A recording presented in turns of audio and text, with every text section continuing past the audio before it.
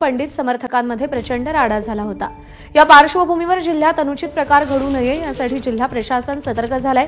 निवासी जिल्हाधिकाऱ्यांनी आज मध्यरात्रीपासूनच बीड जिल्ह्यामध्ये पुढचे 15 दिवस जमावबंदीचे आदेश जारी केलेत। पुढचे 15 दिवस कोणतेही आंदोलन निदर्शनं होणार नाहीत। एवढंच नाही तर 5 पेक्षा अधिक लोकांना एकत्रित येण्यास देखील मज्जाव घालण्यात आलाय। या दरम्यान प्रतिबंधात्मक कारवाई झुगारणाऱ्यावर कायदेशीर कारवाई करण्याचा इशारा देखील पोलीस प्रशासनाने दिलेला आहे। दरम्यान ज्या फलकामुळे 2 समाजात ठिणगी पेटली तिथून आढावा घेतला आमच्या प्रतिनिधींनी। पाहूया।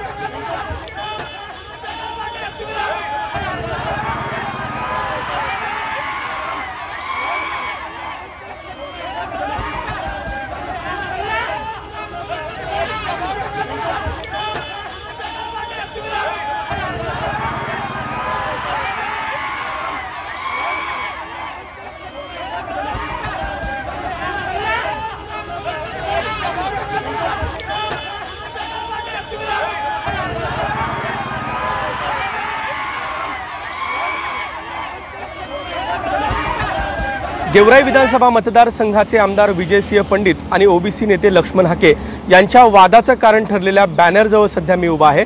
आपण हे बॅनर पाहू शकता। चलो मुंबई असं आवाहन जे आहे ते या ठिकाणी आमदार विजयसिंह पंडित यांनी केलेलं आहे आणि याच बॅनरचा फोटो जो आहे तो लक्ष्मण हाके यांनी सोशल माध्यमावरती टाकला होता आणि हा फोटो व्हायरल केल्याच्या नंतर विजयसिंह पंडित यांना लक्ष्मण हाके यांनी टार्गेट केलं होतं।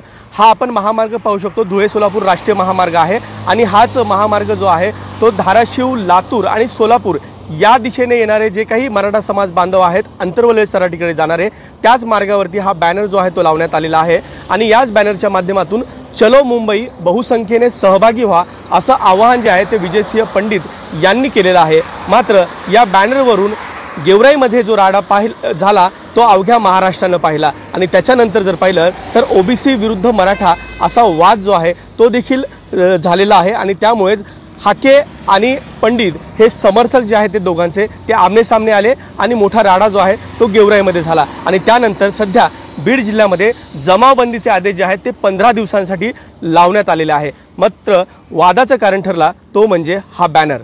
कॅमेरामन प्रमोद जोशीसह विकास माने, एबीपी माझा, बीड। बीडच्या गेवराई इथं पंडित आणि हाके समर्थकांमध्ये झालेल्या राड्या प्रकरणात ओबीसी नेते लक्ष्मण हाकेंवर गुन्हा दाखल झालाय।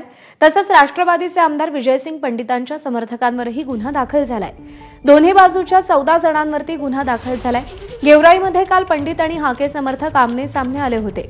या दरम्यान दगडफेक आणि मोठा तणाव निर्माण झाला होता। याच प्रकरणी दोन्ही गटातील समर्थकांविरुद्ध गेवराई पोलीस ठाण्यात रात्री उशिरा गुन्हा नोंदवण्यात आलाय। दरम्यान या प्रकरणात अद्याप कोणालाही अटक करण्यात आलेली नाही। पोलिसांकडून पुढचा तपास सुरू आहे। गेवराईतील परिस्थिती सध्या नियंत्रणात आहे।